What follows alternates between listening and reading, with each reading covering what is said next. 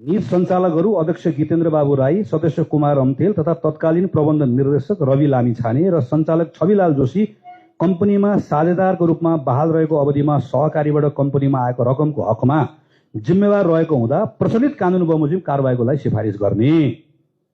बकाइदासँग यो प्रतिवेदनले के भन्यो? निजहरूले गैर कानुनी काम गर्नुभएको हुनाले गर्दा प्रचलित कानून बमोजिम कारबाही गर्ने। अब यो प्रचलित कानून भनेको के हो? यो पनि सोध्छन् फेरि, यो पनि हामीले बताउनु पर्ने हुन्छ। प्रचलित कानून भनेको पहिलो भनेको चाहिँ सहकारी कानून हो। सहकारी कानूनमा दफा 122 भन्ने छ। त्यो सहकारी कानूनको दफा 122 ले के भन्छ भने सहकारीमा ठग्ने मान्छेहरू दुई खालका हुन्छन्। धेरै खालका मध्येको दुई खालका हुन्छन्।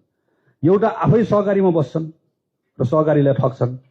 एउटा आफू सहकारीमा बस्दैनन्, बाहिर बस्छन् तर विभिन्न माध्यमबाट सहकारीलाई ठग्छन्। त्यसैले सहकारीमा बसेर ठग्नेहरू पनि ठगै हुन्।